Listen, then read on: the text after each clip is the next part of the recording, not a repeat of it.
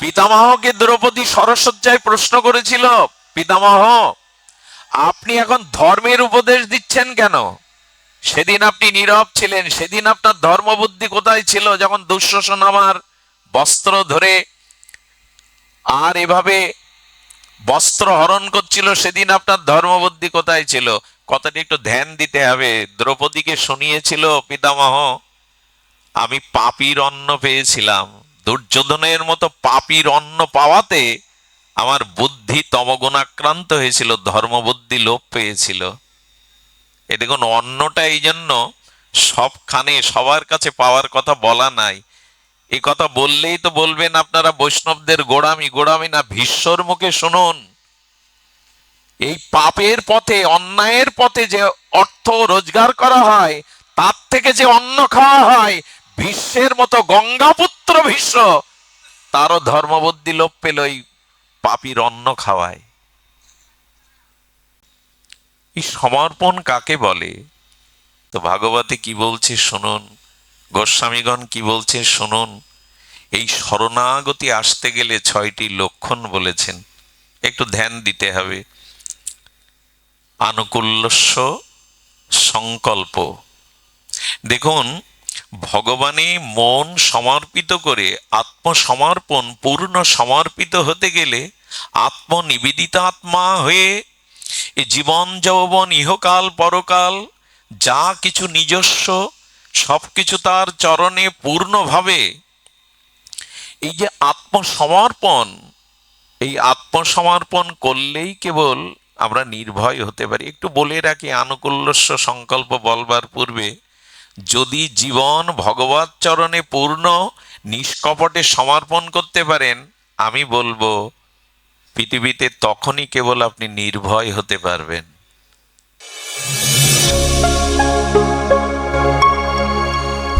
আপনারা দেখছেন সনাতন মিডিয়া ওয়ান ইউটিউব চ্যানেল। এই যে ভয় আমাদের তাড়া করছে না, মৃত্যু ভয়, শত্রু ভয়, জরাব্যাধির ভয়, এই ভয় থেকে নির্ভয় হওয়ার মূল মন্ত্রই হলো ভগবৎ চরণে পূর্ণ আত্মসমর্পণ। একটু দৃষ্টান্ত দেই। একটা 2 মাসের, 5 মাসের, 6 মাসের শিশুকে উপরে ছুড়ে দিলে আনন্দ হওয়ার কথা? আনন্দ হওয়ার কথা কি? ভীতি হওয়ার কথা, ত্রাস হওয়ার কথা। কিন্তু মা যখন তার স্নেহের শিশুকে কোলে তুলে উপরে ছেড়ে দেয়, শিশু খিলখিল করে হাসতে থাকে। এর কারণ কি? এর কারণ সে জানে আমার স্নেহময়ী মা নিচে আসে আমাকে পড়তে দেবে না। শুধুমাত্র মা তাকে ধরবে, পতন হতে দেবে না। এই সমর্পণ করায় ছুড়ে দিলেও সে খিলখিল করে হাসতে থাকে, ভয় থাকে না। ছড়িয়ে দিয়ে দেখবেন ছোট বাচ্চাকে, খিলখিল করে হাসতে থাকে, জানে ধরার কেউ আছে। সুধীজন, সন্তানকে যখন হাঁটি হাঁটি পা পা করে মা হাঁটতে শেখায়, মা দেখবেন পিছনে হাঁটে। মা পেছনে হাঁটে এই জন্য, নিজে পেছনে হাঁটলে ওকে হাঁটা শিখে এগিয়ে আনা যাবে না। মা পেছনে হাঁটতে থাকে।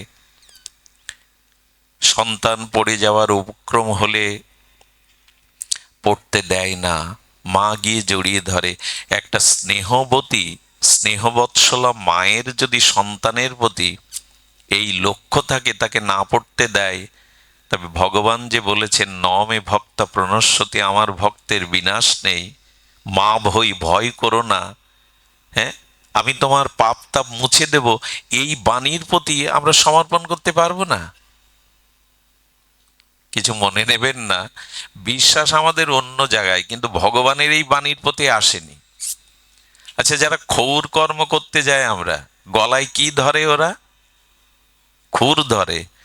তখন ওর প্রতি বিশ্বাস রেখেই তো খুর ধরতে দিয়েছে, যেন ঘোড়ায় খুর চালাবে না, আমার গলা কাটবে না, এই বিশ্বাস করেন কি না?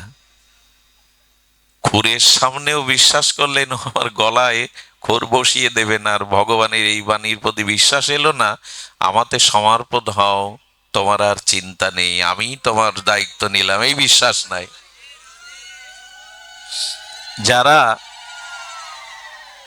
যারা হোটেলে খেতে যান,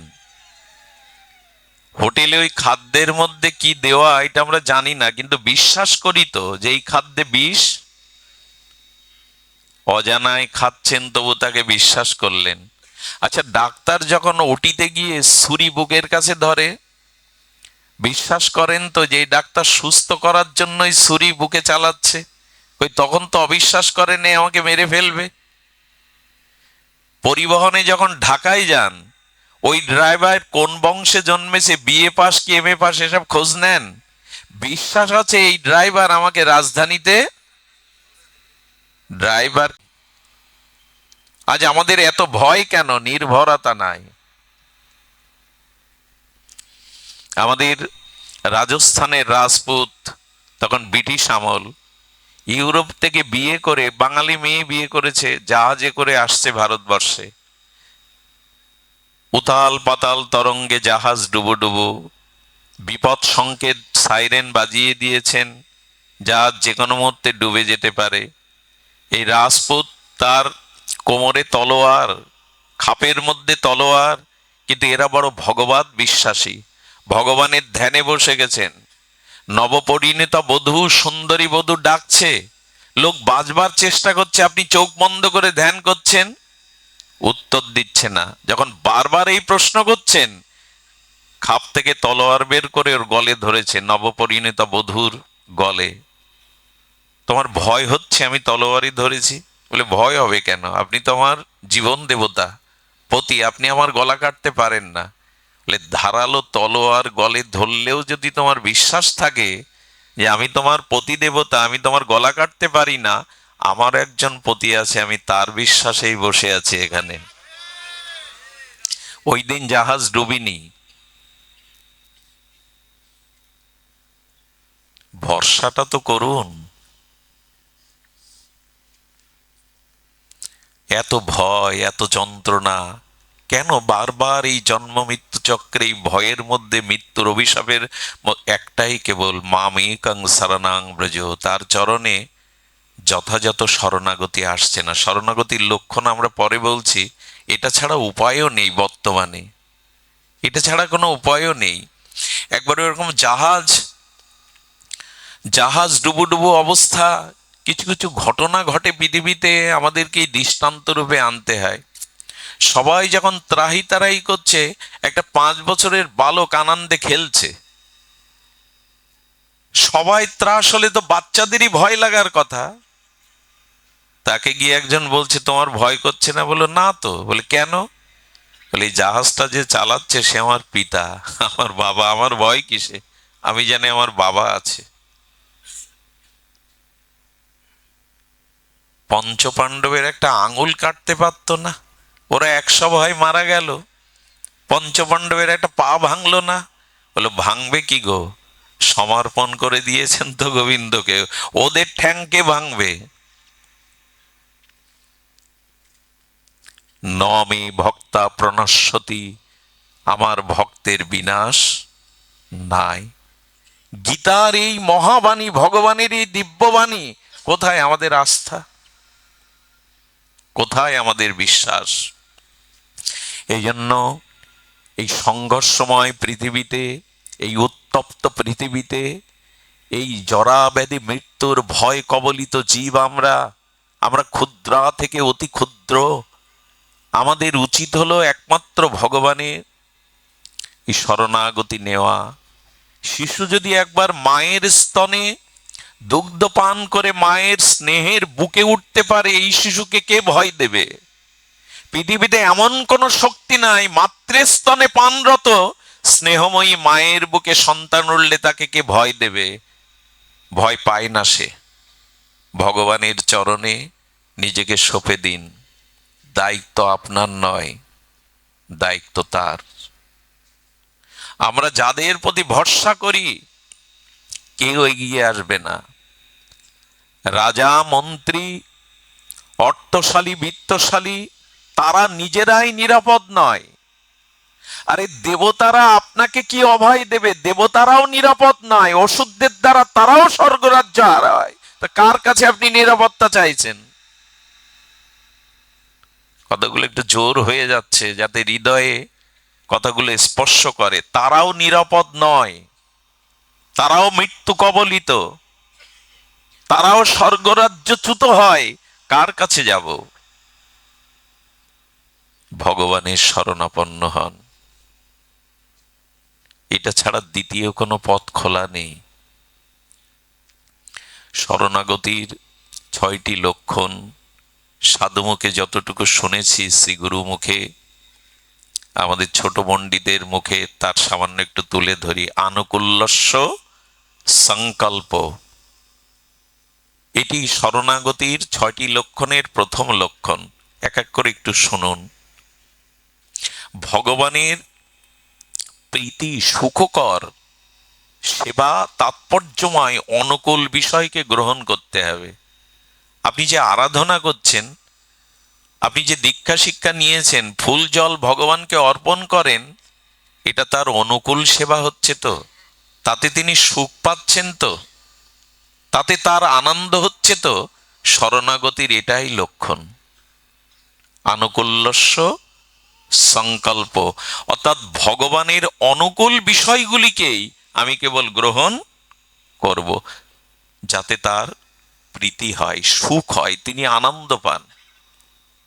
আচ্ছা, কোন সন্তান তার পিতাকে বড় ফ্ল্যাট কিনে দিয়েছে, 28 ইঞ্চি রঙিন টিভি সেট করে দিয়েছে, স্বর্ণ থালায় বা তাকে অন্ন দেয়, তার অভাব কিছু রাখিনি, সেবিকা পরিচারিকা রেখেছে, অথচ সেই সন্তান পিতার কথা মতো আদেশ পালন করে না।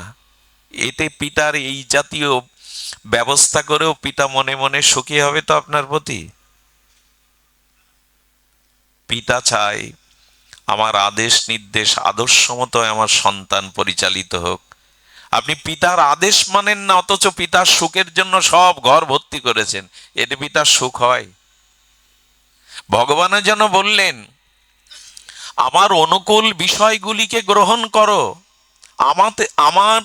আমাতে যাতে সুখ হয়, আমি যাতে আনন্দ পাই, সেই জিনিসগুলোই গ্রহণ করো।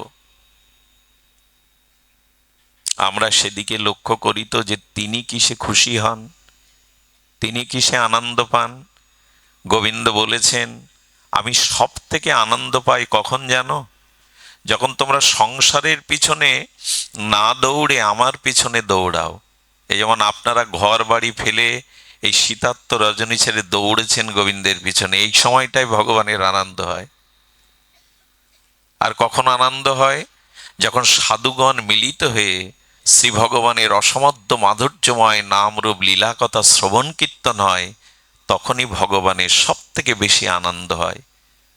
সকলে মিলে একত্রিত পরম্পরা শ্রদ্ধান্বিত হয়ে যখন আমরা শ্রবণ কীর্তন করি ভগবানের এই নাম রূপ লীলা কথা, এইটি ভগবানের সব থেকে পরমানন্দ। আর এই জন্য তো বলেছেন, কলিযুগে আমাকে কোথাও না পাও, আমার ভক্তগণ মিলিত হয়ে যেখানে আমার নাম গুণাগুণ সংকীর্তনাদি করছে, সেখানে আমাকে পাবেই নিশ্চিত, সেখানে আমাকে পাবেই।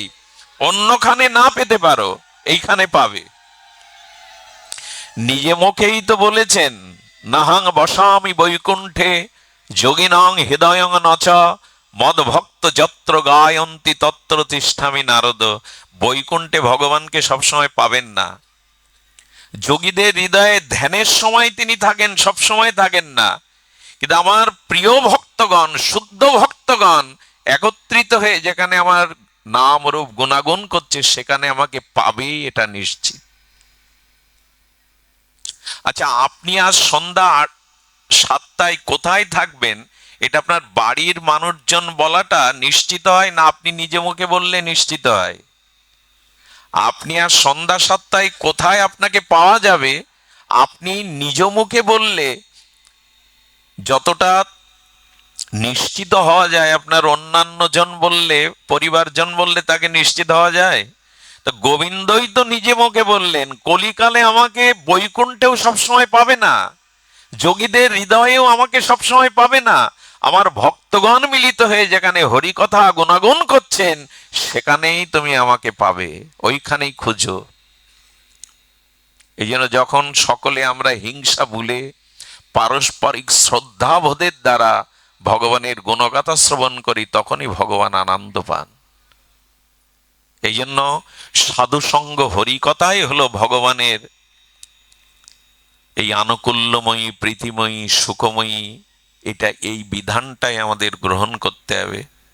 একটা জিনিস বলি, জীবন চলার পথে শুদ্ধ কোনো সৎ মানুষের সঙ্গ নেন, তাহলে জীবন কল্যাণমুখী হতে বাধ্য। জানেন, জীবন চলার পথে কেউ যদি শুদ্ধ কোনো ভক্তের সঙ্গ পায়, সঙ্গী করে তার শীতল ছায়াতে কেউ থাকতে পারে, তার জীবন কল্যাণময় হবেই হবে। এ পরিসরে একটা কথা বলা ভালো, আমার মেধা, আমার বুদ্ধি, আমার শুদ্ধ ভজন যেমন, যদি ঠিক তদ অনুযায়ী সমপর্যায় কারো সঙ্গ করি, তাহলে আমি পিছব না, আবার এগিয়েও যেতে পারবো না। যে অবস্থানে আছি ওইখানেই থাকবো। যদি আমার সমপর্যায় বুদ্ধি, বৃত্তি এবং সমপর্যায় ভজন কেউ করে, তার সঙ্গ করলে আপনি এগিয়ে যেতে পারবেন না, তবে পিছিয়ে পড়ার ভয় নাই। আর যদি আপনার থেকে বহুগুণ শুদ্ধ, সাত্ত্বিক, চরিত্রবান ভক্তের সঙ্গ করেন, শ্রেষ্ঠ বুদ্ধিমত্তা মানুষের সঙ্গ করেন, তবে নিশ্চিত লিখে দেওয়া যায় অনেক পথে গিয়ে যেতে পারবেন। আর আপনার থেকে যিনি মেধাতে, সাত্ত্বিকতা, ভজনে এক দুই ধাপ নিচে, তার সঙ্গ করলে লিখে দেওয়া যাবে যে আপনি পিছিয়ে পড়বেনই পড়বেন। শতবরে আপনার থেকে যিনি শাস্ত্রে, জ্ঞানে, ভজনে, দন্যে, চরিত্র যার নির্মল, তার সঙ্গ করুন, আপনি এগিয়ে যেতে পারবেন। নিশ্চিত আপনার অগ্রগতি হবেই, প্রগতি হবেই এই পথে। এই জন্য জীবনে আগে যথাযথ সৎ অনুকূল বিষয়গুলিকে গ্রহণ করুন, এর পরের সত্য প্রাতিকূল্য বিবর্জনং। এখানেই আমরা ধরা খেয়ে যাই। ভগবানের অনুকূল বিষয়কে গ্রহণ করতে হবে, আর ভগবানের বা ভক্তির প্রতিকূল বিষয়কে বর্জন করতে হবে। আমরা এটাও ধরে রাখি, এটাও ধরে রাখি, দুটোই ধরে রাখার তাল আমাদের। দেখুন,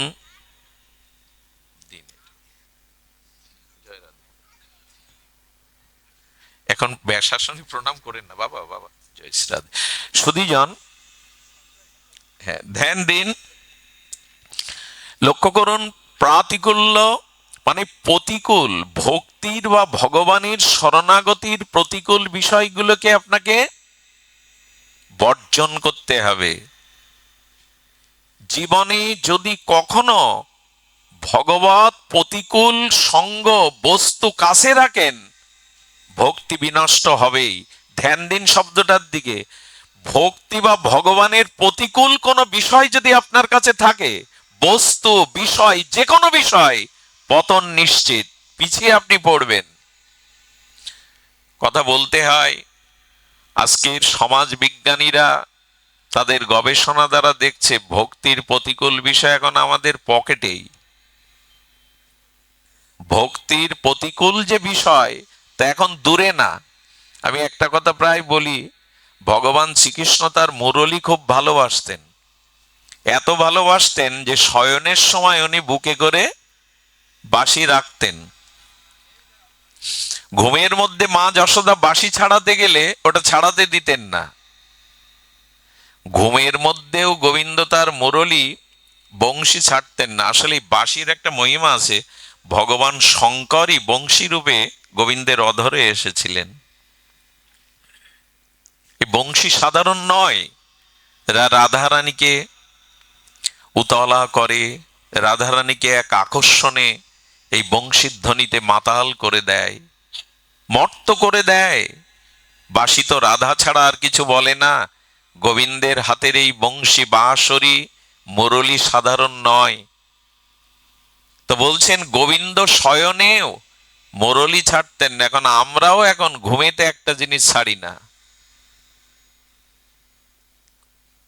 এটা যদি ভক্তির অনুকূল না হয়ে প্রতিকূল বিষয় আপনার দৃষ্টি যায়, বর্তমান মানব সভ্যতা হুমকির মুখে পড়েছে এই একটা প্রতিকূল বিষয়ের জন্য।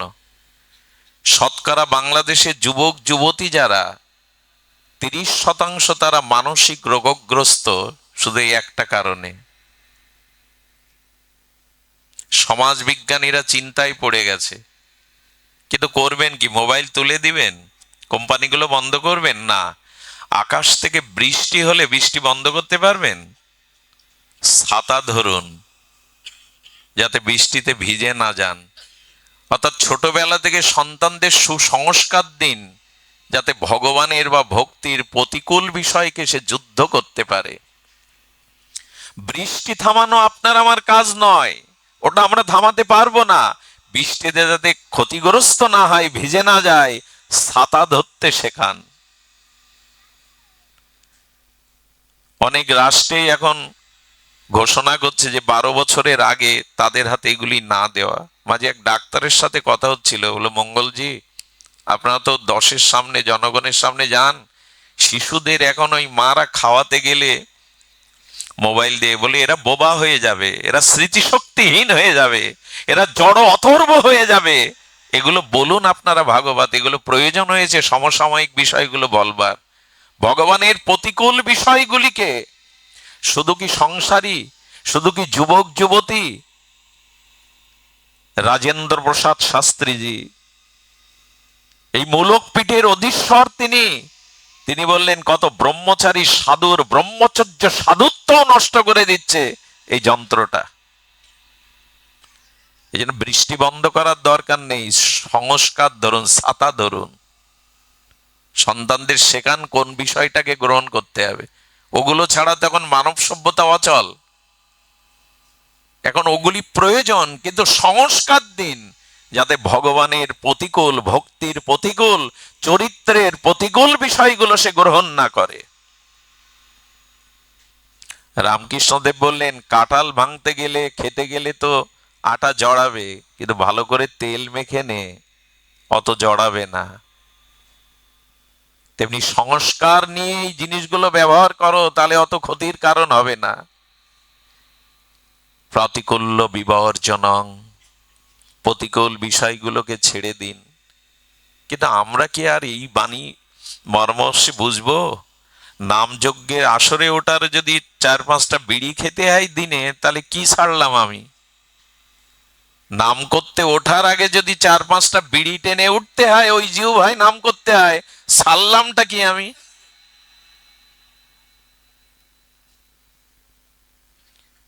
এই জন্য বাহ্যিক ভাব দিয়ে কিছু হবে না। ভগবান ভক্তির প্রতিকূল বিষয়গুলো ত্যাগ করুন, নালে এ পথে এগোনো যাবে না। আমি যদি ঔষধের সাথে সাথে কুপথ্যগুলো খাই, রোগ সারবে কি মা? সারবে? ডাক্তারের নিষেধাত্মক কুপথ্যও খাবো, ওষুধও খাবো। আমাদের দুর্দশা তাই। ভগবান তোমাকেও চাই, যাবতীয় রাজ্যর মঙ্গলও চাই, কল্যাণ চাই, কিন্তু তোমার প্রতিকূল, ভক্তির প্রতিকূল, ভজনের প্রতিকূল বিষয় আমি ছাড়ব না। ভাগবত তো বহু আগে বলে দিয়েছেন, ড্রাগ ছাড়ুন, পরস্ত্রীর প্রতি আসক্তি ছাড়ুন, তাস পাশা জুয়া ছাড়ুন। এমনি এমনি হয়। আর সারা পৃথিবীতে তো এগুলোতেই ভাসছে। সারা পৃথিবীর এই দুর্দশার কারণ ভাগবত কলিকে দিয়ে বুঝিয়েছিল, কাল কবলিত কলির প্রবেশ ঘটবে এই কটা জিনিসে। আর সারা পৃথিবী ভাসছে এই কটা জিনিসের উপরে। আমাদের পার্শ্ববর্তী গ্রামে এক দরিদ্র কৃষক পিতা, বিশ্বাস করুন, 18 লাখ টাকা ব্যয় করে তার ছেলেকে প্রশাসনে একটা চাকরি দেয়, সম্ভবত পুলিশের এসআই পদে। ঋণগ্রস্ত পিতা পুত্রের কাছে বলে, যা বেতন পাস দিয়ে দিস, আমি ঋণ, লোক আমাকে বড় কথা বলে। সেই ছেলে অনলাইনে জুয়া খেলে সব হারা হয়ে সেই পিতার আত্মহত্যার কারণ হয়ে দাঁড়ায়। মুখ দেখাতে না পেরে আত্মহত্যা করে। আজ বিশ্ববিদ্যালয়ে পাঠিয়েও পিতামাতার রাতের ঘুম নেই, আমার ছেলেটা ড্রাগ আসক্ত হলো না তো। বিশ্ববিদ্যালয়ের উচ্চ কক্ষায় পাঠিয়েও পিতামাতা মেয়েটার জন্য চিন্তা করে, অন্য ধর্মে চলে গেল না তো। কি সংস্কার দিয়েছি আমরা তাদের। এই জন্য দয়া করে ধ্যান দিন।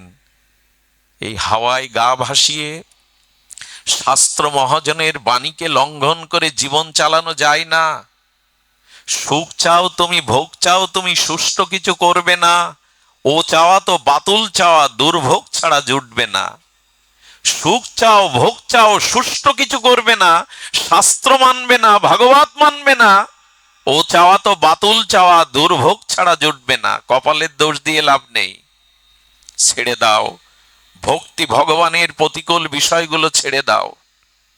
এই হিন্দু সমাজে আমি আমার এই 52 বছরের জীবনে দেখেছি 40টা বছর মানুষের দ্বারে দ্বারে নগরে ঘুরতে গিয়ে 70-75 বছর বৃদ্ধরা চণ্ডী মণ্ডপে, দুর্গা মণ্ডপে বসে বিকেলে তাস খেলে। তাদের তাস খেলার সময় এটা?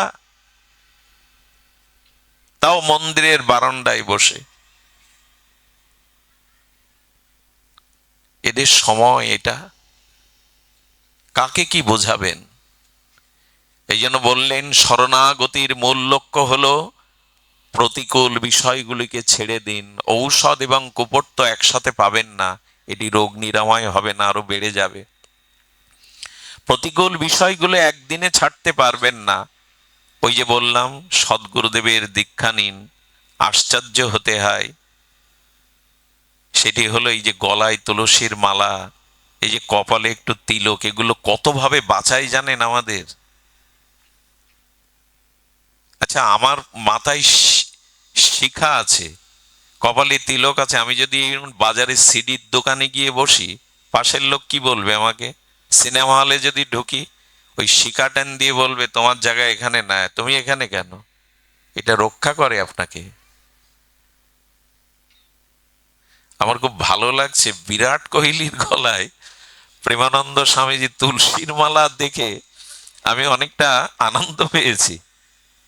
কি যে জব করে সৌম হাতে, কি মেশিন, কাউন্টার, এই দিয়ে দেখি ও জব করছে বিমানবন্দরে, ওর হাতে কাউন্টার জব করছে বিরাট কোহলি।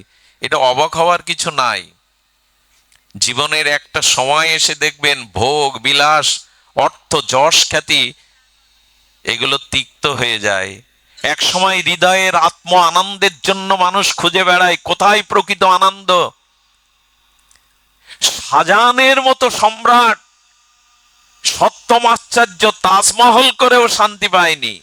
এই তাজমহল করতে গিয়ে শাহজাদা পুত্ররা তাকে বন্দি করলো। বইয়ের জন্য, স্ত্রীর জন্য রাজকোষে সব অর্থ ব্যয় করলে বন্দি করে দিল, দুমুঠো করে ভাত ছড়িয়ে দিত দাসীর দিয়ে, নিজের বোনের দিয়ে। কি সুখ পেল সে? তাজমহল করেও সুখ পাওয়া যাবে না। ভগবানের প্রতিকূল বিষয় ত্যাগ করে যদি ভজন না করেন, ভজন ছাড়া জগতে প্রকৃত কোনো সুখই নাই। এক কাপ চা এই বাবু আপনাকে দিচ্ছে, এখন তৃষ্ণা লাগলে জল দিচ্ছেন না, মাটিতে বসতে দিয়েছেন। এখন মানসিক যে শান্তিটুকু পাচ্ছেন, অন্য কিছুতে এটা পাবেন না। এটা খুব দৃঢ় কণ্ঠে বলতে পারি আমি। ভজনে ছাড়া আনন্দ নাই। ভগবত চরণে সমর্পিত হওয়া ছাড়া, ভগবত স্মরণ মনন চিন্তন অনুধ্যান ধারণা ছাড়া শান্তি পাওয়া যাবে না। অনিত্যম অসুখম ইমম প্রাপ্য ভজস্বমাম। এ জগতে যা কিছু অনিত্য অসুখের একমাত্র আনন্দ হলো আমার ভজন। এটা কবে বুঝবো? আর এটা বুঝতে গেলে প্রতিকূল বিষয়গুলোর থেকে নিজেকে, একদিনে হবে না, ধীরে ধীরে আমাদেরকে পিছিয়ে আসতে হবে। প্রতিকূল্য বিবর্জনম। সময় চলে যাচ্ছে, এক একটি বিষয়ের আলোচনা দীর্ঘ না করে আমরা সারসংক্ষেপ বলি। এরপরে বলছে গোপীত্বে বরণং তথা, একমাত্র ভগবানই আমার রক্ষক, আর কেউ আমাকে রক্ষা করতে পারে না। এই হলো তাকে গোপীত্বে স্বামী রূপে বরণ করা। তিনি ছাড়া রক্ষা করার কেউ নেই। খুব ধ্যান দিয়ে আজকের অনুষ্ঠানে একটি সার সিদ্ধান্ত কথা একটু মন দিয়ে শুনুন। অনেকের ঘুম আসছে চোখে, অলসতাও আসছে, তাড়িয়ে দিন। এগুলো আপনাকে আসতে দেবে না ভক্তির পথে। মায়া আপনাকে টেনে ধরবে, অলসতা আনবে, নিদ্রা তন্দ্রা আনবে। একটু ধ্যান দিন। আমরা কাল রাত 3:30টায় বাড়ি পৌঁছেছি। সারাদিন আবার আমাদের প্রতিষ্ঠান আছে, কাজ করতে হয়, এই ছুটে এসছি, বাড়ি যেতে ভোর হবে ওদের আমাদের। আমরা পারলে কেন আপনারা পারবেন না? একটু কষ্ট করে হরিকথার, জীবনে তো এই দেহ সুখের জন্য অনেক কিছু করেছি, একটু সুখ ভগবত কথার জন্য বিলিয়ে দিন। রক্ষাকর্তা ভগবান ছাড়া কেহ নেই, এক এক করে প্রমাণ নিন। পিতা সন্তানকে রক্ষা করে না সব সময়, সব থেকে বড় আশ্রয় তো পিতা। একজনের দৃষ্টান্ত দেই, হিরণ্যকশিপুর তার পুত্রকে রক্ষা করেছিল না বিনাশ করবার উন্মাদনায় মেতেছিল? পিতার হাতে সন্তান সবসময় রক্ষা পায়। যদি বলেন মা,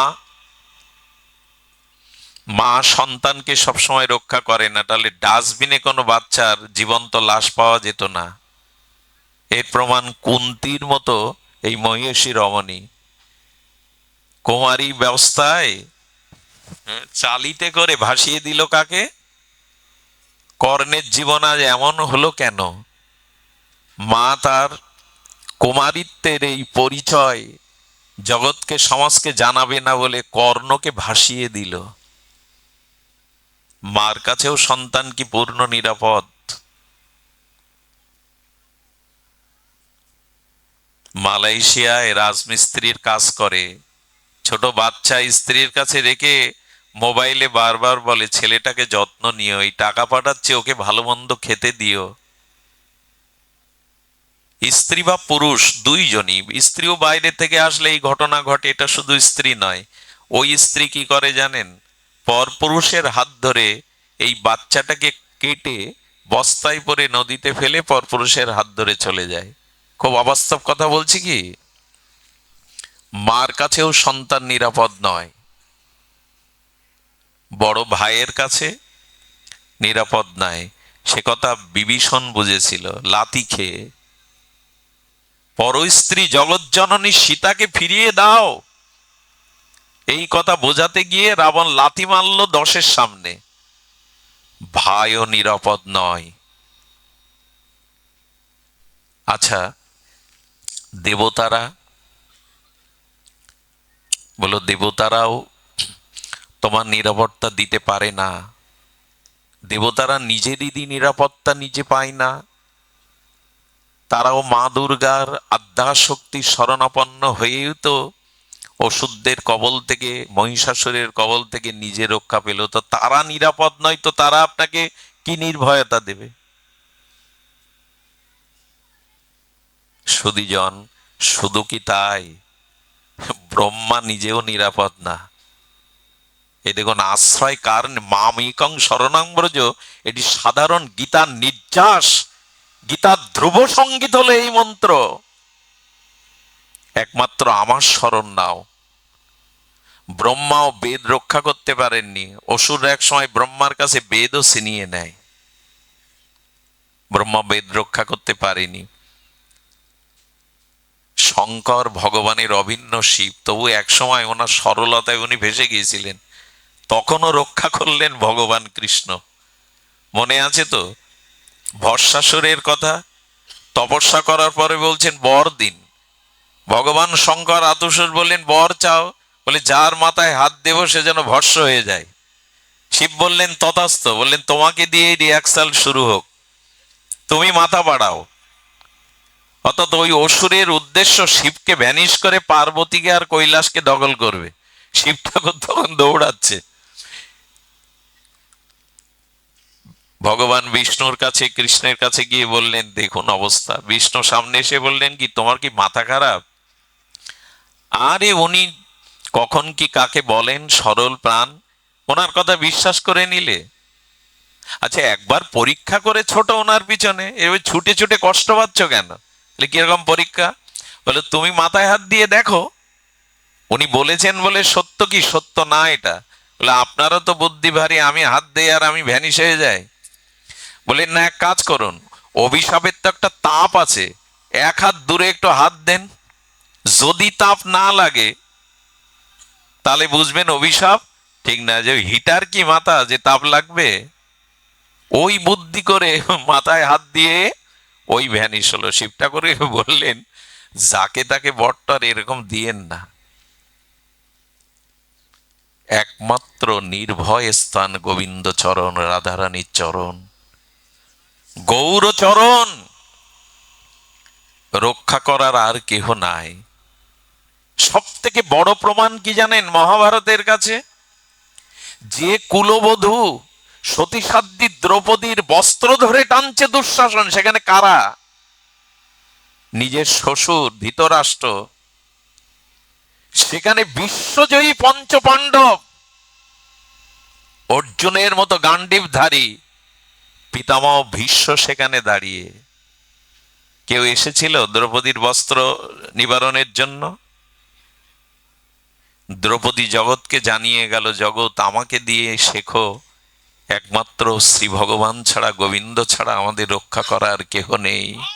নির্ভয় একমাত্র স্থান ওইখানেই, আর কেহ নেই। পিতামহকে দ্রৌপদী সরসজ্জায় প্রশ্ন করেছিল, পিতামহ আপনি এখন ধর্মের উপদেশ দিচ্ছেন কেন? সেদিন আপনি নীরব ছিলেন, সেদিন আপনার ধর্মবুদ্ধি কোথায় ছিল? যখন দুঃশাসন আমার বস্ত্র ধরে আর এভাবে বস্ত্র হরণ করছিল, সেদিন আপনার ধর্মবুদ্ধি কোথায় ছিল? কথাটি একটু ধ্যান দিতে হবে। দ্রৌপদীকে শুনিয়েছিল পিতামহ, আমি পাপীর অন্ন পেয়েছিলাম, দুর্যোধনের মতো পাপীর অন্ন পাওয়াতে আমার বুদ্ধি তমগুণাক্রান্ত হয়েছিল, ধর্মবুদ্ধি লোপ পেয়েছিল। এ দেখুন, অন্নটা এই জন্য সবখানে সবার কাছে পাওয়ার কথা বলা নাই। এই কথা বললেই তো বলবেন আপনারা বৈষ্ণবদের গোড়ামি। গোড়ামি না, ভীষ্মর মুখে শুনুন।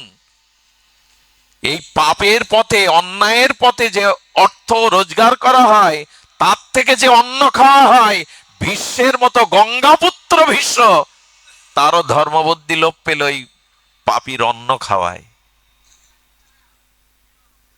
দ্রৌপদী বললেন, এখন সরসজ্জায় শুয়ে আপনি যে এখন উপদেশ দিচ্ছেন, বলে যে রক্তগুলো দুর্যোধনের অন্নে আমার শরীরে তৈরি হয়েছিল, অর্জুনের বাণের দ্বারা সেই রক্তগুলো ঝরে গেছে, এই জন্য এখন আমি ধর্ম উপদেশ দিচ্ছি। অন্ন মাফিক জীবন হয়, অন্ন স্বভাব তৈরি করে। আজ হিন্দু ধর্মে দেখবেন মায়েরা সেই অন্ন ব্রহ্ম রান্না করতে গিয়ে জুতোটাও খোলে না। জুতো পায়ে দিয়ে রান্না করা কোন সনাতন ধর্মে আছে? আজকে এই যজ্ঞের অনুষ্ঠানে, আজকে এই যে নাম যজ্ঞের অনুষ্ঠানেও দেখছি এখন চেয়ার টেবিলের ব্যবস্থা।